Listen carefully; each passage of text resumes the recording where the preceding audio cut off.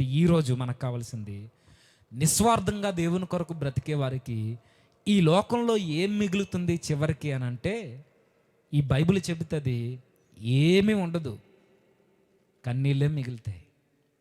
దేవుని కొరకు స్వార్థం లేకుండా స్వార్థ వ్యాప్తి కొరకు, ఆయన రాజ్య విస్తరణ కొరకు కష్టపడే వారికి ఏం మిగులుతుంది అని అంటే సమృద్ధి ఉండదు.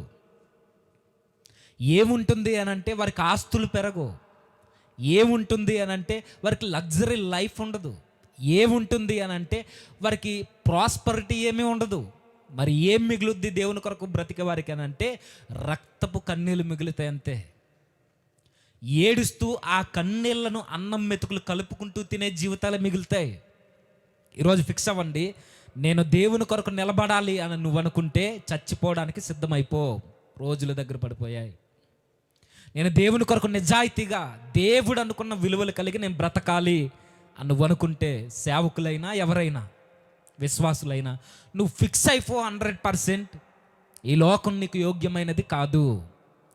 ఈ లోకం నిన్ను ఈ లోకంలో ఉండనివ్వదు. నెక్స్ట్ నువ్వు కూడా ఫిక్స్ అయిపో, ఈ లోకం నీకు సరైనది కాదు. ఈ లోకం పాపంతో నిండిపోయింది. ఈ లోకం బలాత్కారంతో నిండిపోయింది. ఈ లోకం మనుషుల్ని హతమార్చే మూర్ఖులతో నిండిపోయింది. ఈ లోకం మత ఉన్మాదులతో నిండిపోయింది. ఈ లోకం ఈరోజు మనిషి ఎదిగితే చూడలేని అసూయతో నిండిపోయింది, మత్సరంతో నిండిపోయింది. మనిషి మారి జీవితాన్ని బాగుపరుచుకుంటే చూడలేని కన్నులు పెరిగిపోయిన లోకంలో బ్రతుకుతున్నావు. నువ్వు ఫిక్స్ అయిపో, నువ్వు దేవుని కొరకు నిలబడాలి అని అంటే ఈ లోకం యోగ్యమైనది కాదు, చచ్చిపోతావు. నిజానికి ఎవరైతే దేవుని కొరకు నిలబడతారో, నిజమైన క్రైస్తవ్యం కొరకు మాట్లాడుతున్నా, ఎవరైతే దేవుని కొరకు నిజాయితీగా నిలబడతారో వారికి ఈ లోకం చూపించింది మరణాన్నే చూపించింది. అయితే క్రైస్తవులకి మరణించడం కొత్త కాదు, క్రైస్తవులకి చావడం కొత్త కాదు, చంపబడడం కొత్త కాదు. ఇది ఎప్పటి నుండి జరుగుతుందంటే ఆది నుండి మనకు కనబడుతుంది, లేదా క్రొత్త నిబంధన కాలం నుండి మనకు కనబడుతుంది. తరచూ మనకు కనబడేది అపోస్తలులు మొదలుకొని మొట్టమొదటిగా పునాది వేసిన యేసుక్రీస్తు వారి మరణం మొదలుకొని నేటి వరకు క్రైస్తవులకి ఈ లోకం యోగ్యమైనది కాదు. ఈ లోకంలో నిజాయితీగా బ్రతికితే, మరలా చెప్తున్నాను, నిజాయితీగా దేవుని కొరకు నిలబడితే మనకు మిగిలేది మరణం తప్ప ఇంకేం మిగలదు. శ్రమలే మిగులుతాయి, కొరడా దెబ్బలే మిగులుతాయి, దాడులే మిగులుతాయి, హింసకి గురి కాబడతాం. ఇది నేనన్న మాట కాదు, ప్రభు అంటున్న మాట. ఈ లోకం నిన్ను ద్వేషించకపోతే నువ్వు క్రైస్తవుడివి కాదు. ఈ లోకం నిన్ను పొగుడుతుంది అని అంటే నువ్వు క్రైస్తవుడి కాదు. ఈ లోకం నువ్వు చెప్పిన ప్రతి మాట ఈ లోకానికి నచ్చుతుంది అంటే నువ్వు క్రైస్తవుడు కాదు, క్రైస్తవురాలు కాదు. ఈ లోకం నిన్ను అందనంత ఎత్తులో నిన్ను నిలబెట్టి నీ ప్రసంగాలకి జై కొడుతుంది అని అంటే నువ్వు క్రైస్తవుడివే కాదు, నువ్వు మారలేదు. బైబిల్ చెప్పింది ఈ లోకం ఖచ్చితంగా క్రైస్తవుల్ని వెలివేస్తుంది. ఈ లోకం క్రైస్తవుల్ని ఖచ్చితంగా దాడి చేస్తుంది, హింసిస్తుంది, కొరడా దెబ్బలు కొడుతుంది. ప్రభువే డైరెక్ట్గా అన్నమాట. నేను మిమ్మల్ని లోకంలో నుండి ఏర్పరచుకున్నాను అనడానికి సంకేతం, సూచన ఏంటి అంటే లోకం మిమ్మల్ని వెలివేస్తుంది. ఇప్పుడు లోకానికి మనం దగ్గరగా ఉండి మన మాటలు లోకానికి నచ్చుతున్నాయి అని అంటే, మన బోధ లోకానికి నచ్చుతుందంటే, మన యొక్క తీరు, మన ప్రవర్తన, మన మాట తీరు, మన నడవడిక లోకంతో కలిసిపోయి లోకస్తులతో కలిసి జీవిస్తున్నప్పుడు వారికి ఎలాంటి నొప్పి ఉండదు. ఎప్పుడైతే నడుస్తామో లోకానికి మనం నచ్చం. ఈరోజు మీరు ఫిక్స్ అవ్వండి, ఎవరు నిజమైన క్రైస్తవులో, ఎవరు ఓరకే ఆడియన్స్లో వచ్చి వెళ్ళిపోతున్నారో మీకు అర్థమైపోద్ది. నిజంగానే లోకానికి క్రైస్తవులంటే, క్రిస్టియన్స్ అంటే నచ్చరంటే, ఈ బైబిల్ పట్టుకుని చెప్తున్నాను, బైబిల్లో ఉన్న ఆధారాలను బట్టి నచ్చరు. ఏంటి చంపడానికి కూడా వెనకాడరంటే వెనకాడరు. మణిపూర్లో వెనకాడారా? మిషనరీలను చంపడానికి వెనకాడారా? అపోస్తలను చంపడానికి వెనకాడారా? ఈరోజు మన కళ్ళ ముందు జరుగుతున్న దారుణాలు మనకు తెలుసు. నిజంగానే క్రైస్తవుల మీద ఎంత పక్షపాత ధోరణి చూపిస్తారంటే, నేను చెప్తున్నాను, నాన్నవారు కూడా నీకు వ్యతిరేకమైపోతారు, నీ సొంత వారే నీకు వ్యతిరేకమైపోతారు, వారు కూడా చంపడానికి వెనకాడరు. బైబిల్లో ఒక మృగం మారిపోయింది, ఒక క్రూరుడు మారిపోయాడు, ఒక నరహంతకుడు మారిపోయాడు, ఒక ధర్మ పరిరక్షకుడు మారిపోయాడు, ఒక ఉగ్రవాదికి ఏమాత్రం తీసిపోయిన ఒక వ్యక్తి మారిపోయాడు. ఆయన నమ్మిన ధర్మం కొరకు చంపడానికైనా చావడానికైనా వెనుకాడని ధర్మ పరిరక్షకుడు మారిపోతే, ఆ ధర్మ పరిరక్షకుడిని చంపడానికి ధర్మ పరిరక్షకులు బయలుదేరారు. ఎవరైనా? అపోస్తలుడైన పౌలు గారు.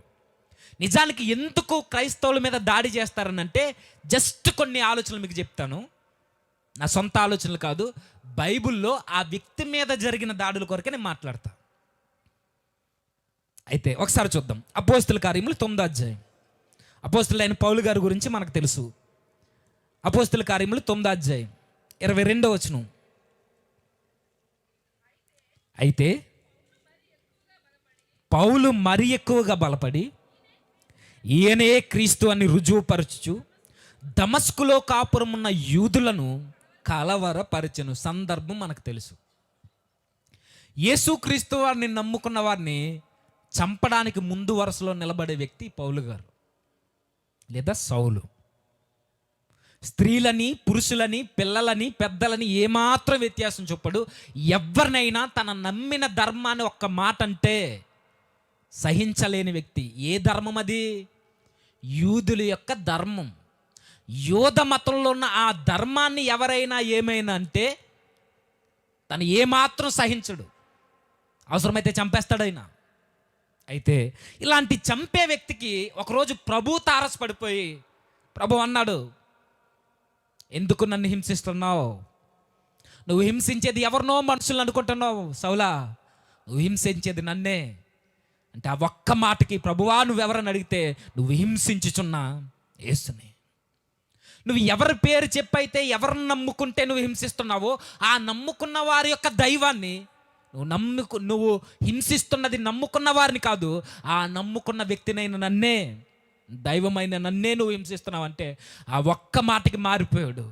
మారిపోయిన తర్వాత ఆయన నోట ఆయన అన్నాడు, నేను సామాన్యుని కాదు, నేను ప్రధానమైన పాపుల్లో ప్రధానుణ్ణి.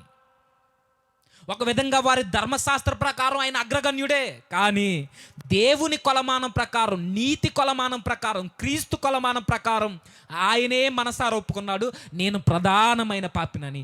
ఈ ప్రధానమైన పాపి మారిపోయిన తర్వాత ఇప్పుడు ఆ ప్రభు కొరకు ప్రకటించడానికి ముందుకొచ్చాడు. ఏ వ్యక్తి అయినా ప్రభు కొరకు మాట్లాడుతున్నాడు అని అంటే తన గత జీవితం బాగోలేని వ్యక్తే ప్రభు కొరకు ధైర్యంగా మాట్లాడగలడు. నోట్ చేయండి చాలా జాగ్రత్తగా. దేవుని కొరకు నిజాయితీగా ఎవరైతే బల్లగుద్ది మాట్లాడుతున్నారో ఆ వ్యక్తి యొక్క గత జీవితం బాగోలేదు. ఆ గత జీవితంలో నుండి ప్రభు ఎప్పుడైతే బయటికి లాగాడో, ఆ గతాన్ని మరిచిపోలేని ఈ వ్యక్తి దేవుడు చేసిన ఆ మేలును, దేవుడు చూపిన ఆ కృపకి తగినట్టుగా తన యొక్క సువార్తను ప్రకటిస్తుంటే, ఆ రోజు ఆయన క్రీస్తు కొరకు మాట్లాడితే, చాలా జాగ్రత్తగా, ఎందుకు క్రైస్తవ్యం అంటే ఈ లోకానికి పడదు అని అంటే, క్రీస్తు కొరకు ఎప్పుడైతే నైతిక విలువల కొరకు మాట్లాడతావో, నీతి, నిజాయితీ, భక్తి, నమ్మకం, నిరీక్షణ ఇలాంటి విలువలు ఏవైతే ఉన్నావో, మంచిగా బ్రతకాలనే ఒక మార్గం కొరకు నువ్వు మాట్లాడితే ఈ లోకానికి మనం నచ్చం. ఆ రోజు పౌలు గారు మాట్లాడుతున్నారట. మారిన తర్వాత 3 సంవత్సరాలు ఒంటరిగా అరేబియా ప్రాంతంలో గడిపి ఆయన దమస్కు ప్రాంతానికి వచ్చి సువార్త చేస్తున్నాడట. ఏమని చెబుతున్నాడు సమాజ మందిరంలోనికి వెళ్ళి? ఇప్పుడు చదువుతాం. అయితే సౌలు మరి ఎక్కువగా బలపడి ఈయనే క్రీస్తు అని రుజువుపరచుచు. ఎందుకు పౌలు మీద మొట్టమొదటి దాడి జరిగింది అని అంటే, ఈ వచనం చెబుతుంది, 23వ వచనం, అనేక దినములు గతించిన పిమ్మట యూదులు అతనిని చంపనాలోచించగా. ఎవరిని? పౌలు గారిని చంపేయాలనుకున్నారట యూదులు ఎవరు? మత ప్రవిష్టులు, లేదా మత ప్రవిష్టులు అంటే వేరే, మతానికి భుజాలు కాసేవారు, ధర్మాన్ని రక్షించుకునేవారు. ఈ ధర్మ రక్షకులు పౌలు గారిని చంపేయాలనుకున్నారట. ఎందుకు చంపాలనుకున్నారు?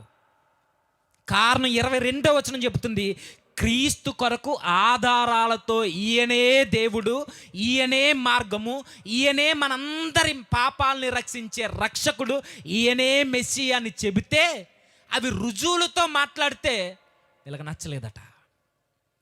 First point. ఈ లోకానికి క్రైస్తవుడు ఎందుకు నచ్చడు, అవసరమైతే చంపడానికి కూడా ఈ లోకం ఎందుకు వెనుకాడదు అని అంటే క్రీస్తుని రుజువులతో నిరూపిస్తాడు కాబట్టి. అర్థమవుతుందో లేదో? క్రీస్తుని ఎవరైతే రుజువులతో, ఆధారాలతో, ఎవిడెన్స్తో ఈయనే దేవుడు, ఈయనే రక్షకుడు, ఈయన మాత్రమే దేవుడు అని ఎవరైతే నిరూపిస్తారో రుజువులతో, వాళ్ళకి ప్రాణహాని ఖచ్చితంగా ఉంటుంది అనడానికి బెస్ట్ ఎగ్జాంపుల్ పౌలు గారు. ఫస్ట్ పాయింట్ ఏంటి? యేసు క్రీస్తు వారి యొక్క దైవత్వాన్ని, ఆయనే దేవుడు, ఆయనే రక్షకుడు, ఆయనే మెస్సియా, పరలోకం నుండి భూకి దిగి వచ్చిన ఒకే ఒక మార్గం ఈయనే అని ఎవరైతే రుజువులతో రుజువుపరుస్తారో వారికి ఖచ్చితంగా హాని కలుగుతుంది. ఫస్ట్ చంపేయాలనుకున్నారట పౌలు గారిని. ఈరోజు సేవకులు చాలామంది ఉన్నారు, ఎవరి మీద జరగని దాడులు కొంతమంది మీదే జరగడానికి కారణం ఏంటి? ఎవిడెన్స్. ఎవరైతే ఎవిడెన్స్తో, పక్కా ఎవిడెన్స్తో ఎవరైతే మాట్లాడతారో వారి మీద ఖచ్చితంగా దాడి జరుగుద్ది. ఎవరైతే రుజువులెత్తి క్రీస్తుని ప్రకటిస్తారో వారి మీద ఖచ్చితంగా దాడి జరుగుద్ది.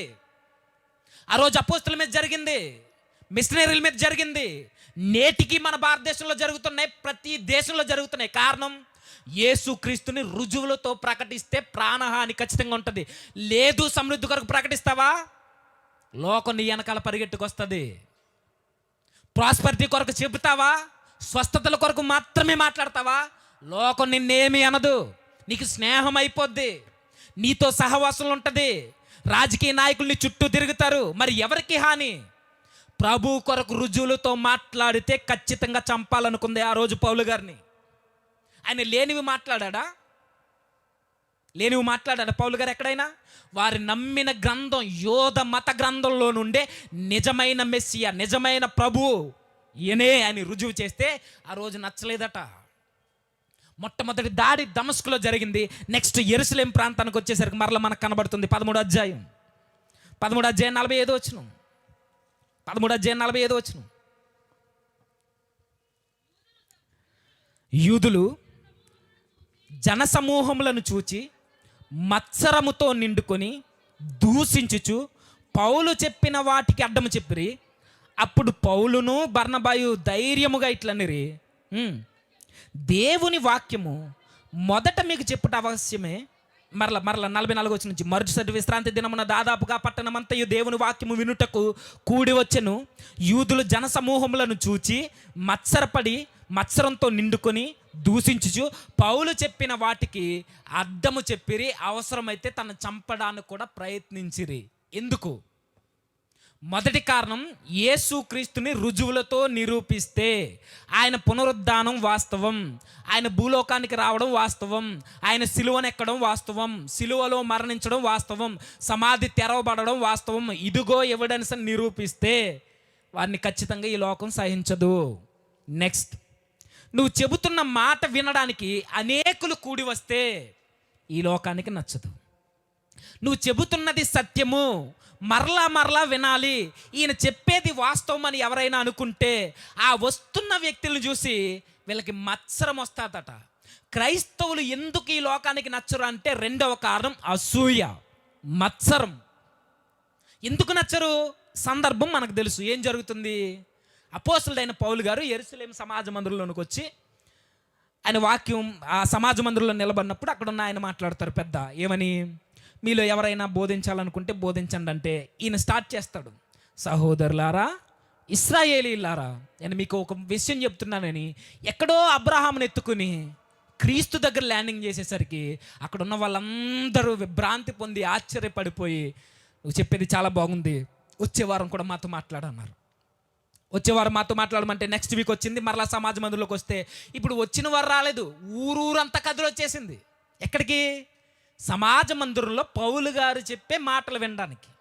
సందర్భానికి మనసులో పెట్టుకుని ఎప్పుడైతే ఊరంతా కథలు వచ్చేసిందో, ఈయన చెప్పేది మేము వినాలి, ఈయన చెప్పేది వాస్తవం, ఎక్కడ కల్పన కథలు చెప్పట్లేదు, ఎక్కడ లేని కబుర్లు చెప్పట్లేదు, వాళ్ళ ఇంటిలో కబుర్లు చెప్పట్లేదు, మా ఆవిడ ఎలాగా, మా ఆయన ఎలాగా, నా చీర ఎలాగా, నా జాకెట్లు ఎలాగా, ఇలాంటి సోది కబుర్లు ఏమీ చెప్పట్లేదు, లేఖనాలను ఎత్తి మాట్లాడుతున్నాడని ఆ రోజు ఊరంతా కథలు వస్తే చూస్తున్న వాళ్ళకి నచ్చలేదట. ఎవరు వారు? మత ధర్మ రక్షకులు, ధర్మరక్షకులు ఎవరైతే ఉన్నారో ఈ యూదులు, వారికి నచ్చలేదట. ఎందుకు నచ్చలేదంటే ఏ రోజు సమాజం అందరం కిటకిటలు ఆడలేదు జనసమూహంతో, కానీ ఈయన మాట్లాడితే జనమందరూ ఆయన వైపు తీరే చూస్తున్నారు. అంటే ఎప్పుడైనా క్రీస్తు కొరకు నువ్వు నిజాయితీగా మాట్లాడుతున్నప్పుడు నీ చుట్టూ ఫాలోవర్స్ పెరిగితే ఈ లోకానికి నచ్చదు. నువ్వు హైలైట్ అయితే, లేదా నువ్వు దేవుని చేత హెచ్చింపబడుతుంటే ఈ లోకాధికారికి నచ్చదు, ఈ లోకాధికారి యొక్క అనుచరులకు కూడా నచ్చదు. నచ్చకపోతే ఏం చేస్తారు? అసూయతో మత్సరంతో దూషిస్తారట. నిజంగానే దూషిస్తారా? ఎందుకు దూషించరండి? ఇంట్లో ఉన్న తల్లుల్ని తిట్టేవారు ఉన్నారు తెలుసా? ఇంట్లో ఉన్న అక్కల్ని చెల్లెల్ని తిట్టేవారు ఉన్నారు తెలుసా? క్రీస్తు కొరకు ప్రకటిస్తే అదే ఏ గొడవ లేకుండా, ఏ గోళ లేకుండా, ఏదో 2 పాటలు పాడేసి 4 మాటలు చెప్పేసి దేవుడు నిన్ను దీవిస్తాడు, నీకు బిల్డింగ్ ఇస్తాడు, నీకు కారు ఇస్తాడు, మీ పిల్లలకు పెళ్ళి అవుద్ది, మీకు ఉద్యోగాలు వస్తాయని మీ కొరకు ప్రార్థన చేసి, పెన్లకు ప్రార్థన చేసి మీకు ఇచ్చేస్తే ఏ బాధ ఉండదు. మరలా చెప్తున్నాను, ప్రాస్పరిటీ కొరకు చెప్పేవారికి ఎలాంటి బాధ ఉండదు, ఎలాంటి హాని ఉండదు. ఎవరైతే కేవలం స్వస్థతల మీదే సంఘాలని కడతారో వారికి ఎలాంటి బాధ ఉండదు, లోకం చేత వారు ద్వేషింపబడరు. మరి ఎలాంటి వారికి హాని?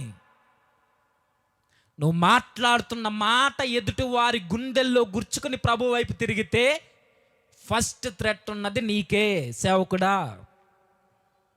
ఒకవేళ నువ్వు విశ్వాసమైనా కావచ్చు, నువ్వు మాట్లాడుతున్న మాట నీ ఇరుగు పొరుగు వారు నీ ప్రవర్తన చూసి మారితే నీకు కూడా ఖచ్చితంగా థ్రెట్ ఉంటుంది. ఇది అపోస్తలుడైన పౌలు గారికి జరిగింది. ఇది ఆయన మాట్లాడుతుంటే అనేక మంది కూడొస్తుంటే మత్సరంతో నిండుకుని దూషిస్తూ పౌలు చెప్తున్న వాటికి ఎదురు చెప్తున్నారట. నువ్వు చెప్పేది తప్పని ఎవడు అనట్లేదు, నువ్వు చెప్పేది తప్పు అలా లేదని ఎవడు ఎదురు చెప్పట్లేదు, కానీ దూషిస్తున్నారట. నిజమే, వాస్తవాలు మాట్లాడుతున్నప్పుడు ఎదుటోడికి సమాధానం లేనప్పుడు వచ్చేవి దూషణ మాటలే, బూతులే. మనకు తెలుసు, ఏ సేవకుడైనా దేవుని కొరకు నిలబడి, ఈ పదాన్ని బాగా నొక్కుతున్నాను మీరు అర్థం చేసుకోండి, దేవుని కొరకు నిలబడి నిజాయితీగా ప్రభు కొరకు ప్రతి ఎవిడెన్స్ ముందు పెట్టి మాట్లాడితే ఎదుటోడికి సమాధానం లేకపోతే వచ్చే మాటలేంటో మనకు తెలుసు, మనం చూస్తున్నాం ఈరోజు. ఆ రోజు పౌలు గారికి అదే ఎదురైంది. నెక్స్ట్ ఫస్ట్ పాయింట్ ఏంటి చెప్పండి?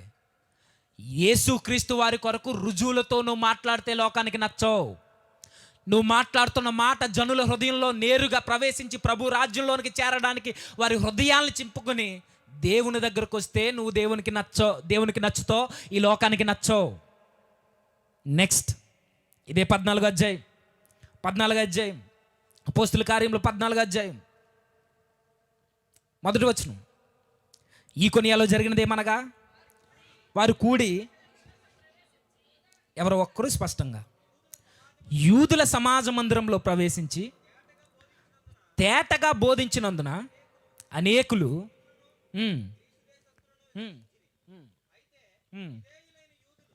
అయితే అవిధేయులైన యూదులు అన్యజనులను పురుగొలిపి వారి మనసులలో సహోదరుల మీద పగ పుట్టించిరి. నెక్స్ట్ ఏం కనపడుతుందో చూడండి చాలా జాగ్రత్తగా. కొంతమంది యూదులు వచ్చి సహోదరుల మనసుల్లో పగ పుట్టించారట. నిజానికి ఎవరైతే పగ పెంచుకుంటున్నారో వారికి ఏం జరుగుతుందో ఏం తెలియదండి. ఏది వాస్తవమో ఏది అవాస్తవమో అసలు నిజమేంటన్నది ఏమీ ఆలోచించరు.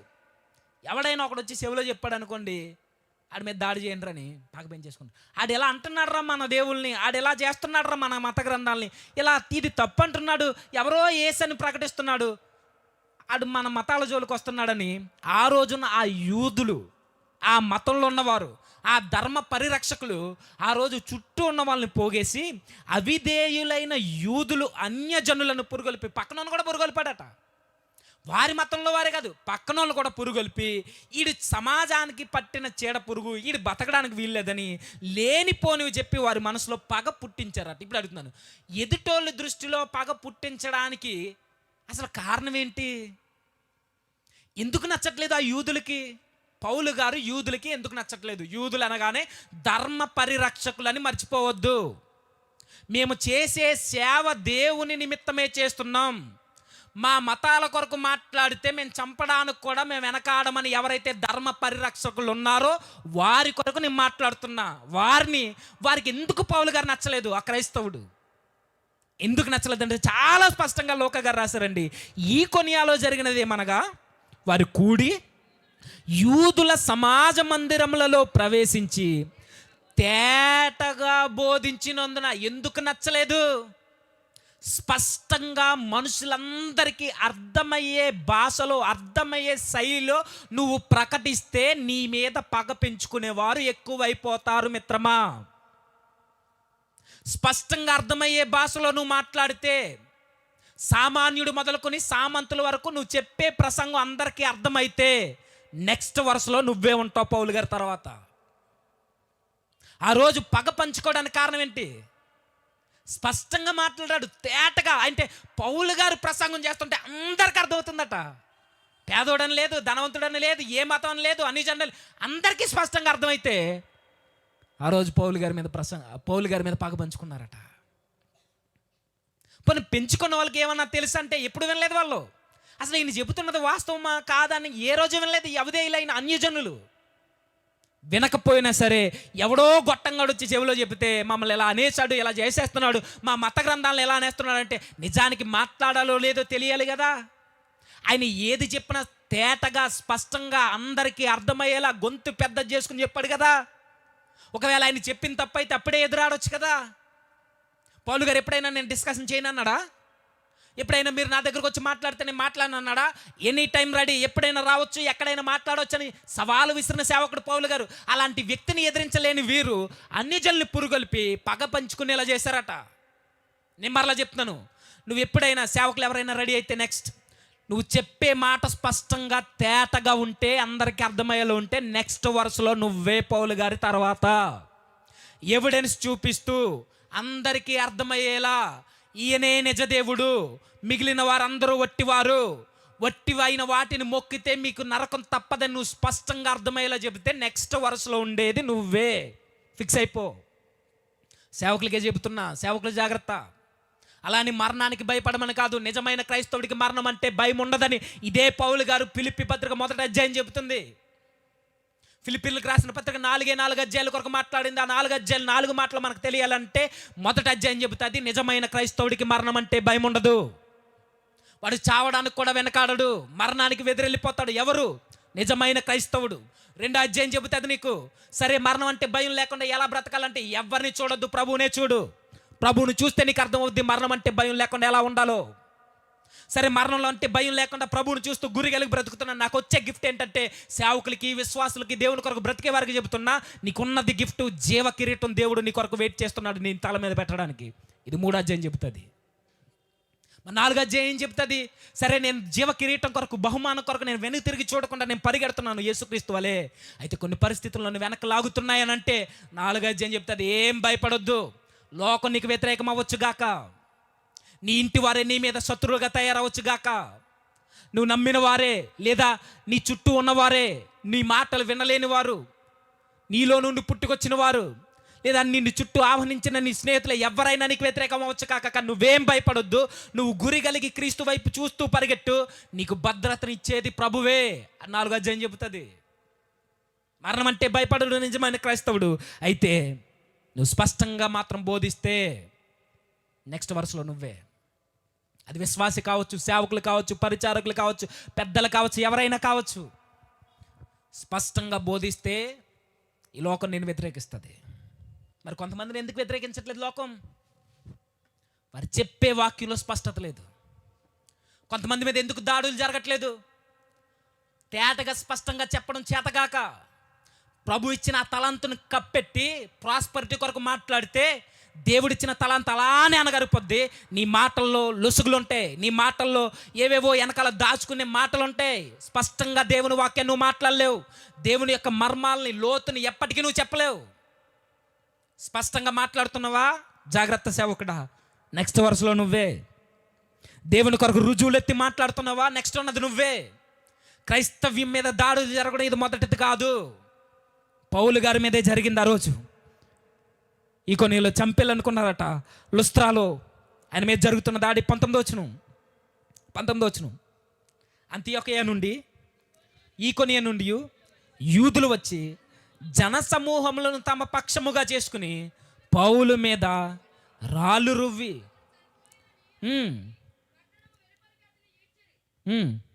ఎవరు ఒక్కరు స్పష్టంగా లేదా నేనే చదువుకుంటా. అంతియొకయలో నుండి ఈకొనియలో నుండి యూదులు వచ్చి జనసమూహములను తమ పక్షముగా చేసుకుని పౌలు మీద రాళ్ళు రువ్వి అతడు చనిపోయిననుకుని పట్టణము వెలుపలికి అతన్ని ఈడ్చిరి. పౌలు గారిని రాళ్ళిచ్చి కొట్టేశారట. చచ్చిపోయాడు అనుకుని కుక్కని ఈడ్చినట్టు ఈడ్చేసి పట్టణం బయట పడేశారట అని అడుగుతున్నా. మరలా పౌలు గారిని రాళ్లతో దాడి చేయడానికి కారణం ఏంటి? ఇదే 14 అధ్యాయం మొదటి రోజున చెప్తుంది, తేటగా బోధించినట్టు కట అనేకులు మారిపోయారట. ఆ 11 మరలా చదవండి మొదటి రోజున. ఈకొనియాలో జరిగినదేమనగా వారి కూడి యూదుల సమాజ మందిరములలో ప్రవేశించి తేటగా బోధించినందున అనేకులు యూదులను గ్రీసు దేశస్థులు మారిపోయారట. పౌలు గారు తేటగా స్పష్టంగా చెబితే యూదులు అన్యజనులు గ్రీసు దేశస్థులు మారిపోయారట, విశ్వసించారట.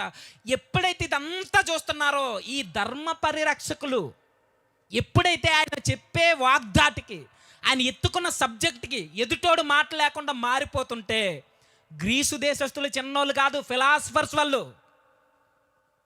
గ్రీసు దేశాన్ని చిన్న అంచనా వేయకండి, గ్రీకుల్ని, స్కాలర్స్ ఉన్నారు అందులో. ఇలాంటి వాళ్ళు మారిపోతే రాళ్ళు ఇచ్చి కొట్టి చంపేయాలని వేరే ఊర్లో ప్రసంగం చేస్తుంటే ఇక్కడి నుంచి బయలుదేరారట. ఈకొనే ఎక్కడా, లుస్త్రా ఎక్కడా, దెర్బే ఎక్కడా, వేరే ప్రాంతానికి వచ్చి లుస్త్రాకి దెర్బేకి వచ్చి అంతియొకయ నుండి ఈకొనియా నుండి యూదులు వచ్చి 2 ఊర్ల నుండి వచ్చారట. 18 వచనం చెప్తుంది. 19లో జన సమూహములను తమ పక్షంగా చేసుకొని పౌల్ని రాళ్ళు ఇచ్చి కొట్టి చంపేశారు. ఎందుకు కొట్టి చంపేశారంటే కారణం చెప్తుంది. ఆయన చెప్తున్న వాక్యానికి అనేకులు ప్రభువుని విశ్వసించారట. మరలా చెప్తున్నాను, నువ్వు చెప్పే వాక్యానికి ఎదుటోడు మారితే నీ మీద దాడి జరుగుద్ది. నిజంగానే నీ బ్రతుకును బట్టి, నీ ప్రవర్తన బట్టి నీ చుట్టుపక్కల ఉన్నవారు మారితే నీ పక్కీదిలో వాడే నిన్ను చంపేయడానికి చూస్తాడు. జాగ్రత్త. పౌలు గారు మాట్లాడిన మాటలకి ఎందరో మారిపోతుంటే పౌలు గారిని చంపేశారంటండి. చంపేశారని ఫిక్స్ అయిపోయారు వాళ్ళు, చచ్చిపోయాడు అనుకున్నారు. ఆ రోజు ఊపిరాడుతుందో లేదో అన్ని టెస్ట్ చేసుకున్నారేమో ఆ కొట్టిన దెబ్బలకి. ఆ రోజు సొమ్మసిల్లి పడిపోయినా చచ్చిపోయాడు అనుకుని ఈడ్చుకుంటూ పోయారండి, కుక్క నీడ్చినట్టు ఆ సేవకుని. ఎందుకింత పగ, ఎందుకింత మత్సరం, ఎందుకింత అసూయ అంటే ఆయన చెబుతున్న మాటకి మారని వ్యక్తి ఎవడున్నాడండి? పౌలు గారు చేసిన ప్రసంగాలకి మారనోడు ఎవడున్నాడు? యూదులు మారారు, గ్రీసు దేశస్థులు మారారు, తంత్రగొట్టులు మారిపోయారు, మంత్ర విద్య కలిగిన వారు మారిపోయారు, గ్రీసు దేశంలో ఉన్న కొంతమంది ప్రముఖులైన స్త్రీలు మారిపోయారు. నెక్స్ట్ అధ్యాయంలో కనబడుతుంది మనకి. రాజు కూడా అంతిప కూడా నన్ను ఎంత ఈజీగా మార్చేయాలని చూస్తున్నావా అంటాడు ఆయన. ఆయన వాగ్దాటికి మారినోళ్ళు లేరు. రాజులు సైతం బాప్తిస్మం తీసుకున్న దాఖలాలు ఉన్నాయి చరిత్రలో. పౌలు మాట్లాడితే ఫిలాసఫర్స్ మారిపోయిన వాళ్ళు ఉన్నారు చరిత్రలో. గ్రీకు తత్వవేత్తలు మారిన వాళ్ళు ఉన్నారు, స్తోయికులు మారారు. ఇలాంటి వాళ్ళు మారిపోతుంటే చుట్టూ ఉన్న వాళ్ళకి ఎలా ఉంటుందండి? బతకనిస్తారా? మరలా చెప్తున్నాను, దేవుని కొరకు ఎదుటి వ్యక్తి మారేలా ప్రసంగం చేస్తే నెక్స్ట్ వరుసలో ఉన్నది నువ్వే పౌలు గారి తర్వాత. అర్థమయ్యేలా చెప్పకూడదండి. అందుకే చాలామంది మీద దాడులు జరగవు, వాళ్ళని ఎవ్వరు పట్టించుకోరు. వాళ్ళ చుట్టూ రాజకీయవేత్తలు కూడా తిరుగుతారు. వాళ్ళకి నచ్చుద్ది. ఎందుకు? ఏమీ అనరు, నిజాన్ని నిజాయితీగా నిక్కర్చుగా మాట్లాడరు. కాబట్టి వారికి ఎలాంటి ప్రమాదం ఉండదు, చక్కగా తడుగొడ్డేసుకుని పడుకోవచ్చు. సానుభూతి తెలిపితే అయిపోయింది అనుకుంటున్నారా? నెక్స్ట్ మనమే, మన సంఘమే నెక్స్ట్. మనం కూడా చూస్తాం. చంపేశారట, రోజు చంపేసేమనుకుని ఆ రోజు ఈడ్చుకుపోయారట, కేవలం స్పష్టంగా మాట్లాడినందుకు. అర్థం కాని భాషలతో 4-5 మాటలు మాట్లాడేసి గెంతులేం చేసి పంపించేస్తే నీకు ఎలాంటి ఇబ్బంది ఉండదు. ఏదో ఒక పని పాట చేసుకు, ఏదో ఒక పని చేసుకుంటే, ఏదో ఒక ఉద్యోగం చేసుకుంటే అలా వచ్చి వెళ్ళిపోతే నీకు ఏ ఇబ్బంది ఉండదు నీకు. నాలుగు పాటలు పాడి చక్కగా ఆరాధన జరిగించేసి వచ్చిన వాళ్ళకి నీకు దీవెనలు వస్తాయి, ఆశీర్వాదం కుమ్మరిస్తాడు దేవుడు అంటే నీకు ఏ ఇబ్బంది ఉండదు సేవకుడా. నువ్వు దేవుని కొరకు మాట్లాడుతున్నప్పుడు ఎదుట కూర్చున్న వ్యక్తి హృదయంలో పొడవబడి దేవుని కొరకు మారితే నీ మీద దాడి జరుగుద్ది. రాళ్ళు నీ మీద విసురుతారు, చచ్చిపోయేలా కొడతారు, అవసరమైతే చంపేస్తారు. ఆ రోజు కొట్టేశారు పౌలు గారిని, పంపించేశారు, చచ్చిపోయాడు అనుకున్నారు. నెక్స్ట్ మరలా మనకు కనబడుతుంది 17వ అధ్యాయం దశలోనిక ప్రాంతంలో 17వ అధ్యాయం మొదటి వచనం. 17వ అధ్యాయం మొదటి వచనం.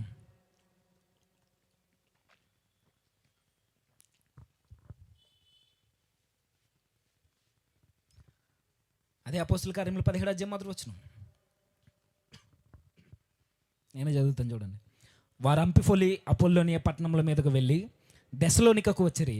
అక్కడ యూదులు సమాజ మందిరం ఒకటి ఉండెను గనుక పౌలు తన వాడుకు చొప్పున సమాజపు వారి వద్దకు వెళ్ళి, క్రీస్తు శ్రమపడి మృతుల్లో నుండి లేచుట అవశ్యమనియు నేను మీకు ప్రచురము చేయు యేసే క్రీస్తై ఉన్నాడని లేఖనములలో నుండి దుష్టాంతములను ఎత్తి విప్పి చెప్పుచు వారితో 3 విశ్రాంతి దినములు తర్కించుచుండెను. వారిలో కొందరును భక్తిపరులకు గ్రీసు దేశస్తుల్లో చాలామందియు ఘనత గల స్త్రీలలో అనేకులను ఒప్పుకొని పౌలుతోనూ స్త్రీలతోనూ కలుసుకొనిరి. అయితే యూదులు మత్సరపడి పని పాట లేని కొందరు దుష్టులను వెంట పెట్టుకుని గుంపు కూర్చి పట్టణమెల్ల అల్లరి చేయుచు యాసం ఇంటి వారిని తీసుకెళ్లారట. సందర్భం ఏం జరుగుతుంది? ఒకానొక రోజు పౌలు గారు దశలోనిక ప్రాంతానికి వచ్చాడట. ఆయనకున్నది ఒకటే, ఏ ప్రాంతంలో ఉన్నా, ఎక్కడున్నా, ఏ స్టేజ్ అయినా, ఏ సభ అయినా, ఎదురుగున్నది ఎవరైనా కానివ్వండి అని చెప్పేది ఒక్కరి కొరకే, యేసుక్రీస్తు వారి కొరకు. ఇది నా డయాస్ కాదని అండైనా, ఇది నేను చెప్పాల్సిన ఏరియా కాదండు. ఆయనకున్నది ఒకే ఒక ధైర్యం, ఎక్కడ నిలబడినా, ఏ స్థలమైనా, ఏ సమయమైనా నేను మాట్లాడాల్సింది, నా నోరు తెరిస్తే మాట్లాడేస్తుంది ఆ ప్రభు కొరకు. సమాజ మందిరంలోకి వెళ్ళి ప్రభు కొరకు మాట్లాడితే ఆ రోజట యేసే క్రీస్తు ఉన్నాడని లేఖనాల్లో నుండి దుష్టాంతం ఎత్తి విప్పి చెబితే ఆ రోజు కొందరు భక్తిపరులకు గ్రీసు దేశస్తుల్లో చాలామంది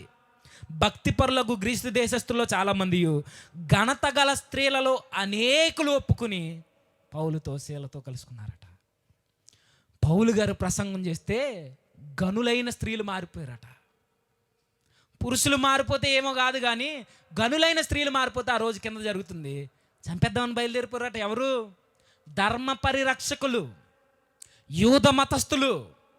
వారి ధర్మశాస్త్రాన్ని కాపాడుకోవడానికి క్రీస్తుని చూడలేని మనోనేత్రాలు వెలిగింపబడని ఈ గుడ్డోళ్ళు పౌలు గారిని చంపేయడానికి ఇలా మారిపోతున్నారని ఆ మారుతున్న వారిని చూసి మత్సరంతో నిండుకున్నారట. ఎందుకు చంపేయాలనుకున్నారని అంటే అక్కడ మనకు కనబడుతుంది, పౌలు గారట అక్కడ ఆ సమాజ మందిరంలో తర్కించుచున్నారట. ఎక్కడుంది మాట? అది 3వ వచనం చివరి మాట. వారితో 3 విశ్రాంతి దినములు తర్కించుచుండెను. అంటే ఎప్పుడైతే బైబిల్ కొరకు డిస్కషన్ చేస్తావో, ఎప్పుడైతే బైబిల్ నిజమని ఈయనే క్రీస్తుని నువ్వు నిరూపిస్తావో, లేఖనాలను ఎత్తి ఈయనే దేవుడు, ఈయనే రక్షకుడని లేఖనాలను ఎత్తి నువ్వు డిబేట్లు ఎప్పుడైతే చేస్తావో, అర్థమవుతుందో లేదో, నువ్వు తర్కిస్తావో, ఎదుటోళ్ళను ఒప్పిస్తావో, ఈ లోకానికి నచ్చదు. పౌలు గారిని ఆ రోజు తరిమేశారట, చంపడానికి ఆ రోజు బయలుదేరారట. ఆ రోజు ధర్మ పరిరక్షకులు చంపేయాలనుకున్నారు. ఎందుకు చంపాలనుకున్నారు? ఆయన తర్కిస్తాడు క్రీస్తుని ఒప్పించడానికి. అంటే క్రీస్తుని ఒప్పించడానికి తర్కిస్తే చంపేస్తారా? చంపేస్తారు. పౌలు గారిని చంపినట్టే చంపేస్తారు. నువ్వు క్రీస్తు కొరకు ఏమీ మాట్లాడుకో, వచ్చినోడికి నీ ఇంట్లో కబుర్లు చెప్పు, నీ మీద ఏ దాడి జరగదు. వచ్చిన వాళ్ళకి ప్రాస్పరిటీ కొరకు చెప్పు, ఏ దాడి జరగదు. అదే క్రీస్తు కొరకు నువ్వు గొంతెత్తి అరిచి చెప్పు, ఈయనే నిజదేవుడని, ఆ గొంతు మోగబోయేలా చేసేస్తారు నీకు. తర్కించినందుక, ఆయన మాట్లాడుతుంటే గనులైన స్త్రీలు మారుతున్నందుక, ఆయన మాట్లాడుతుంటే గ్రీకు ఫిలాసఫర్స్ మారుతున్నందుక. అంటే ఒక వ్యక్తి మారితే చూడలేవు, ఈయనే నిజమైన దేవుడు, మిగిలినవన్నీ వట్టివని దుష్టాంతాలెత్తి రుజువులతో మాట్లాడితే చూడలేదు ఈ ప్రపంచం. అంటే చూడలేదు.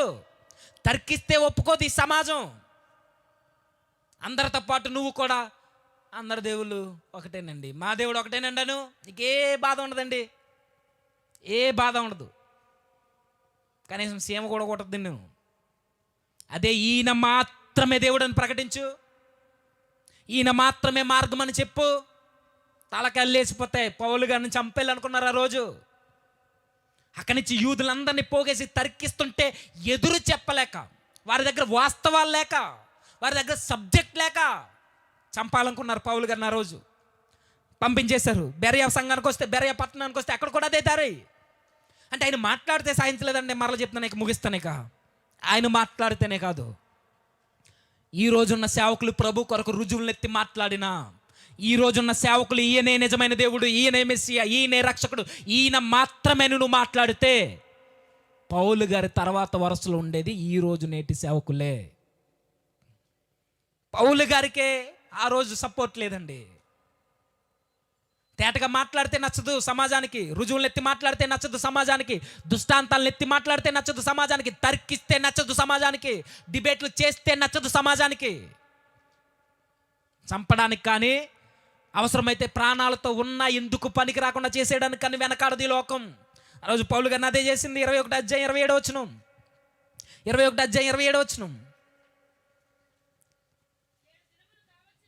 7 దినములు కావచ్చినప్పుడు ఆసియా నుండి వచ్చిన యూదులు దేవాలయంలో అతను చూసి సమూహం అంతటిని కలవరపరిచి అతని బలవంతముగా పట్టుకొని, ఇశ్రాయేలీయులారా సహాయం చేయరండి, ప్రజలకును ధర్మశాస్త్రమును, చాలా జాగ్రత్తగా, ప్రజలకును ధర్మశాస్త్రమునకును ఈ స్థలమునకును విరోధముగా అందరికీ అంతటను బోధించుచున్నవాడు వీడే. మరియు వీడు గ్రీసు దేశస్తుని మన చర్చిలోకి తీసుకొచ్చాడు, సమాజ మందిరంలోనికి. ఇలా చూసారండి త్రోఫీమ్ని తీసుకురావడం. సందర్భం ఇంటికి వెళ్ళిన తర్వాత చదవండి.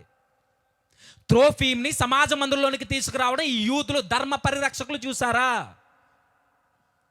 చూడక ఇతను బయటకు లాకొచ్చి చంపేయాలనుకున్నారు. పౌల్ని, జనులందరినీ పిలిచి మాకు సహాయం చేయండి.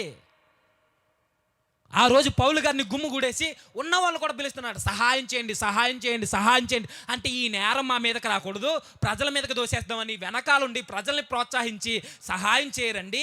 ఇతడు ఏం చేస్తున్నాడు తెలుసా? మనకును మన ధర్మశాస్త్రానికి విరోధంగా మాట్లాడుతున్నాడు. ఈయన మన మత గ్రంథమైన ధర్మశాస్త్రానికి విరోధంగా మాట్లాడుతున్నాడు. వీళ్ళెవరు? పోరాట యోధులు, ధర్మ పరిరక్షకులు, ధర్మశాస్త్రాన్ని కాపాడే యోధులు. వీళ్ళందరూ వెనకాలండి ప్రజలను ఎగేసి వీడు మనకు విరోధంగా మాట్లాడుతున్నాడు, మన మత గ్రంథానికి విరోధంగా మాట్లాడుతున్నాడు, లేనిది చెప్తున్నాడు. సరే మాట్లాడుతున్నది వాస్తవమా కాదా ప్రజలకు చెప్పరు. మీరేం చేయాలంటే ఇతను బయటికి లాక్కొచ్చి చంపేయండి. ఆ రోజు చంపేయాలనుకున్నారట పౌలు గారిని. అరిచి గీపెట్టి పని పాట లేని వాళ్ళని తీసుకొచ్చి ఆ రోజు ఊహించుకున్నారు. వాళ్ళ కింద మాట ఉంటుందండి, భలే మాట ఉంటుంది. అక్కడ చూడండి 29 వచనం. ఏలయనగా ఎఫెసీయుడైన త్రోఫీమును అతనితో కూడా పట్టణంలో అంతకుముందు వారు చూచి ఉన్నందున పౌలు దేవాలయంలోనికి అతను తీసుకుని వచ్చెనని ఊహించిరి. తీసుకొచ్చాడా? ఎవిడెన్స్ ఉందా? ఊహంతే. ఏదో అనేసాడు, మమ్మల్ని మా ధర్మాన్ని కాదంటున్నాడు, మా మతాన్ని కాదంటున్నాడు, ఇలాంటోడు బతకడానికి వీల్లేదు. చివరికి మన సమాజ మందిరంలోనికి తీసుకొచ్చాడు ఒక అన్యుణ్ణి, యెరూషలేము మందిరంలోనికి తీసుకొచ్చాడు ఒక అన్యుణ్ణి. ఇది మంచిది కాదని ఆ రోజు జనులందరినీ పురుగొల్పి ఊహించారట. నిజానికి తీసుకొచ్చాడో లేదో వచ్చిన జనులకు ఎవరికి తెలియదు, ఆ మాట మాట్లాడాలో లేదో కూడా తెలియదు. ఈరోజు కూడా చూడండి, ఈరోజు కూడా ఇలాంటివి వినబడతాయి. నిజానికి ఆ వ్యక్తి అలా అన్నాడో లేదో కూడా తెలియదు. ఒక బోధకుడు ఏదైనా మాట్లాడుతున్నాడు అనుకోండి, మమ్మల్ని అనేసాడో లేదో ముందు వింటే అర్థమవుద్ది. ఎవడో చెప్పిన సోది చెవులకి ఎక్కించుకొని అనేసాడని మాట్లాడేస్తే ఎట్లా? ఆ రోజు పౌలు గారిని ఆయన తీసుకొచ్చాడో లేదో ఎవ్వరికి తెలీదు, ఊహించారట. ఆ ఊహల్లోకి వెళ్ళిపోయి తీసుకొచ్చాడు. ఇది ధర్మశాస్త్రానికి విరోధం, ఇది మా మత గ్రంథానికి విరుద్ధమైనది, ఇది మా మత గ్రంథాలని కాదంటున్నాడని ఆ రోజు చంపడానికి తయారయ్యారట. అలా చెప్తున్నాను, దేవుని కొరకు నువ్వు స్పష్టంగా మాట్లాడితే ఈ లోకానికి నచ్చదు. దేవుని కొరకు రుజువులను ఎత్తి మాట్లాడితే ఈ లోకానికి నచ్చవు. దేవుని కొరకు దేవుడు ఈయన మాత్రమే యేసుక్రీస్తు వరకు గొంతెత్తి అరిచి నువ్వు డిబేట్లు చేస్తే ఈ లోకానికి నచ్చవు. ఈయనే నిజమైన దేవుడు అని ప్రకటించిన వారు ఎవరు ఈ లోకానికి నచ్చరు. ఏది ఆశించకుండా సేవ చేయాలని నిలబడిన పౌలు గారికే ఆ రోజు ఏ తోడు లేదు, ఆయన ఒంటరిని చేసి పడేసి చంపేసింది ఈ లోకం. ఎప్పుడు నిజంగా చెప్తున్నానండి, ఏ సేవకులకైనా థ్రెట్ ఉంటుందో లేదో తెలియదు, కానీ దేవుని కొరకు నిజాయితీగా నువ్వు మాట్లాడితే మాత్రం నెక్స్ట్ వరుసలో ఉన్నది నువ్వే. పౌలు గారిని చంపేసింది, యాకోబుని చంపేసింది, స్టెఫన్ని చంపేసింది. అయితే మరణం క్రైస్తవ్యానికి కొత్త ఏమి కాదు, చావడము చంపబడడం కొత్త ఏమి కాదు. కానీ జాగ్రత్త, అయినా సరే చంపేస్తానన్నా, దాడులు జరిగిన, హింసలు జరిగిన క్రైస్తవ్యాన్ని ఆపేస్తామని ఈరోజు ఎంతమంది తిరిగినా క్రైస్తవ్యాన్ని ఆపడం తర్వాత సంగతి. ముందు క్రైస్తవులు ఈ ప్రజెంట్ ట్రెండ్లో ఉన్న వాళ్ళని ఆపితే సరిపోద్ది. ఏదో అనుకుంటారండి.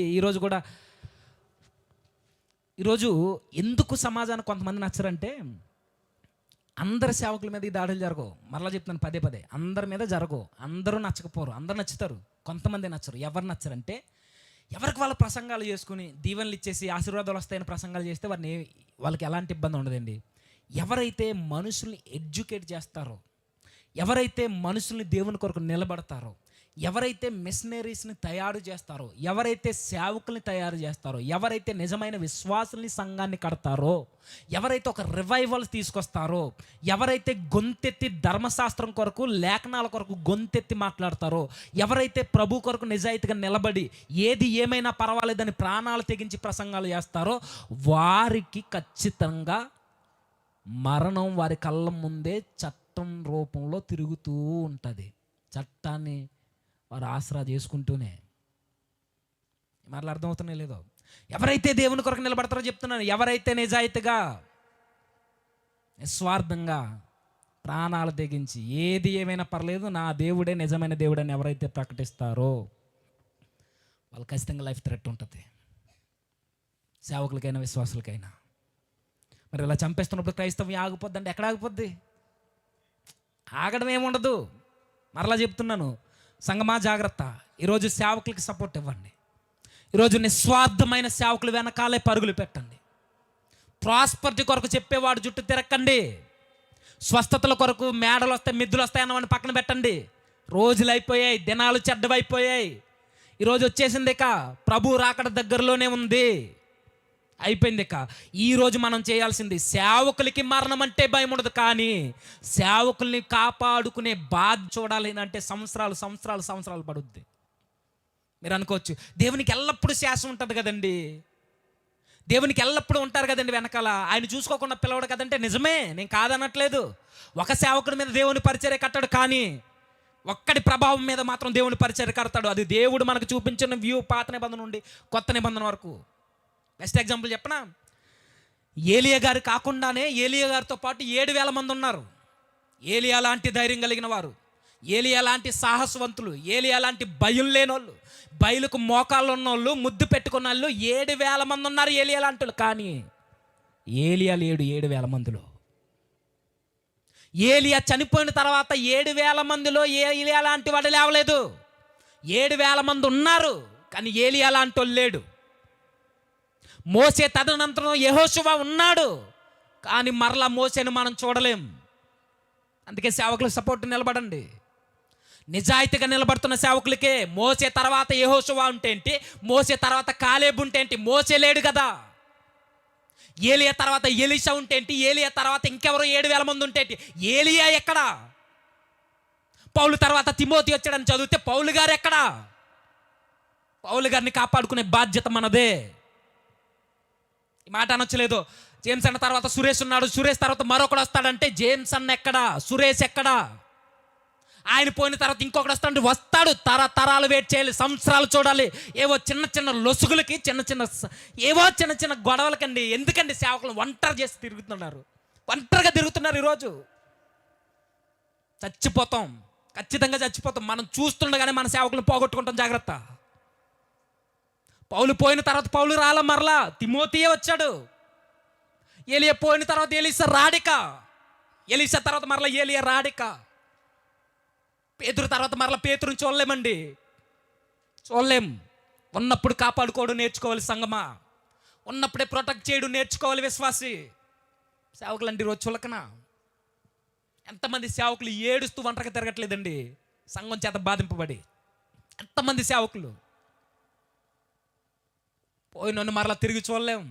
అలా చూడాలి అంటే సంవత్సరాలు గతించిపోద్ది. వాళ్ళు ఏదో చచ్చిపోతారని భయపడి నేను సపోర్ట్ ఉండమని అట్లా. చావంటే నిజ క్రైస్తవుడికి ఎప్పటికీ భయం ఉండదు. ఫిలిప్పీ పత్రిక అదే చెబుతుంది, 1వ అధ్యాయం. మరలా చెప్తున్నాను మీకు, నిజమైన క్రైస్తవుడికి చావంటే ఎప్పటికీ భయం ఉండదు. మరణానికి ఎదురెళ్ళిపోతాడు. కానీ అతడు వెళ్ళిపోయిన తర్వాత అతను లేని లోటు మాత్రం సంఘం చూస్తుంది ఖచ్చితంగా. పౌలు గారు చచ్చిపోయిన తర్వాత ఎఫెసీ సంఘం రాలిపోయింది. పౌలు గారు వెళ్ళిపోయిన తర్వాత 3 సంవత్సరాలు ఉంటే పౌలు గారు ఉన్న 3 సంవత్సరాలు ఎఫెసీ సంఘం వెలసిల్లింది. పౌలు గారు బయటకు వచ్చిన తర్వాత దాడికి నిలబడలేదండి. ఉన్నప్పుడు కాపాడుకోవడం నేర్చుకో, నిజాయితీగా నిలబడడం నేర్చుకో. ఒక విశ్వాసిగా, ఒక సేవకునిగా నువ్వు చేయాల్సింది ఒకటే, మరణం ఎదురైనా, శ్రమలు ఎదురైనా, ఏది ఏమైనా, లోకం నీ మీద తిరుగుబాటు చేసినా మనం నిలబడాలంతే. చెప్పాలి. ఆ రోజు ప్రభువు నిలబడితే, ప్రభు యొక్క ప్రభావం శిష్యుల మీద పడితే శిష్యులను చంపేసింది లోకం. శిష్యులను చంపేసిన తర్వాత క్రైస్తవం ఆగిపోద్దంటే ఆది సంఘం ప్రజ్వలించుతూ ఆ రోజు దేశాలు నలుమూలకి ఆ రోజు సువార్తను ప్రకటించింది. ఆది సంఘం అయిపోయిన తర్వాత ఆగిపోయిందా క్రైస్తవ్యం అంటే? క్రైస్తవ్యాన్ని లేకుండా చేసేస్తానని రోమా చక్రవర్తి చట్టాలు చేస్తే అదే సింహాసనం మీదకి తర్వాత చక్రవర్తి వచ్చి బైబిల్ని ముద్రించిన చరిత్ర మన క్రైస్తవ చరిత్ర. చరిత్ర ఎక్కడ మర్చిపోతుంది చెప్పండి? చరిత్ర ఎక్కడికి పోద్ది? క్రైస్తవం ఎప్పటికీ కదలదు, అలానే స్టాండ్ అయి ఉంటుంది. సేవకులు పోవచ్చుగాక, మరి ప్రార్థనలకి జవాబు మాత్రం నేటికి మన కళ్ళ ముందు కనబడుద్ది. శిష్యులు పోవచ్చుగాక, ఆది సంఘం నిలబడుద్ది. ఆది సంఘం పోవచ్చుగాక, దాని తదనంతరం అదే ప్రభావాన్ని పులికి పుచ్చుకున్న ఆది సంఘపు పితరులు మనకు కనబడతారు 1వ శతాబ్దాల్లో. వారి యొక్క ప్రభావాన్ని పులుకు పుచ్చుకుని అదే పరిశుద్ధాత్మ ప్రభావంతో నిరూపింపబడుతూ నడిపింపబడిన ఎందరో మిషనరీలు మన భారతదేశంలో కాలు మోపి మరణించిన వారెందరో, వారి ప్రభావం నేటికి కొనసాగుతుంది. అందుకే అక్కడక్కడ నిజాయితీ కలిగిన సేవకులు మనకు కనబడతారు. వారు బ్రతుకున్నప్పుడే వారు వెనకాల తిరుగు, వారు బ్రతుకున్నప్పుడే వారితో కలిసి పరిచర్లు ఉండు, వారి బ్రతుకున్నప్పుడే చిన్న విషయాల్ని మనసులో పెట్టుకుని చిన్ని విషయాలకే మీరు ఏవేవో చేసుకుంటున్నారంటే చెప్తున్నాను. పోయిన తర్వాత గుండెలు బాదుకున్నా నీ బ్రతుకును మార్చేవాడు పుట్టాలి అని అంటే నువ్వు చచ్చిన తర్వాత జరుగుద్ది. కాబట్టి జాగ్రత్త. సేవకులు ఉన్నప్పుడు సేవకులకు సపోర్ట్గా నిలబడదాం. అలాంటి సేవకులు లేవనెత్తబడాలని మనం ప్రార్థన చేద్దాం. జరిగిన విషయాల కొరకు నేనేం మాట్లాడను, కానీ బైబిల్ వెలుగులో మనకు చెబుతుంది దేవుని కొరకు నిలబడితే చావే మిగులుద్ది. కానీ ఆ చావును బట్టి మనకు బాధ ఉన్నా దేవుడు సంతోషించే గడిలవి, దేవుడు కోరుకున్న మరణం అది. తల వంచండి, చిన్న ప్రార్థన చేద్దాం. అనే ద్వారా మనకి మాట్లాడదాం. సర్వోన్నతుడా, సర్వాధికారి, కృపగల మా ప్రభు, నిజమేనయ్యా, చిన్న విషయాలకి తండ్రి మేము సేవకు దూరం అయితే ఈ కడవరి కాలంలో, ఈ అంత్య దినాలలో, చెడ్డమైన దినాలలో నా బ్రతుకులు మార్చేవారు ఇంకెవరు ఉండరయ్యా. ఈరోజు వినబడుతున్న సేవ గొంతు, ఆ గొంతును మేము కోల్పోతే ఇంకంతకన్నా దారుణమైన దౌర్భాగ్యమైన జీవితం మరొకటి లేదు. కాబట్టి మమ్మల్ని ఇంకా బలపరచండి. మీ సేవలో తండ్రి కష్టాలను ఎదుర్కోవడానికి మమ్మల్ని నడిపించండి. శ్రమల్లో ధైర్యంగా తండ్రి నిలబడ్డకు సహాయాన్ని అనుగ్రహించండి. ఏది ఏమైనా ప్రభువా, అందరి వలె మా సంఘం మేము కాకుండా మీ కొరకు తండ్రి మా రక్తాన్ని, మా చెమటను చిందించడానికి కూడా సిద్ధపడేటకు సహాయాన్ని అనుగ్రహించండి. మీ చిత్తంతో కూడిన మార్గంలోనే మేము ప్రయాణం చేయడానికి సహాయాన్ని అనుగ్రహించమని, ఈ మాటలు ఎవరినైనా బాధ పెడితే మమ్మల్ని మన్నించండి. మమ్మల్ని సరిచేసి తండ్రి ఇంకా ముందుకు నడిపిస్తారని ఆశపడచ్చు. క్రీస్తునామని ప్రార్థన సమర్పిస్తున్నాము తండ్రి.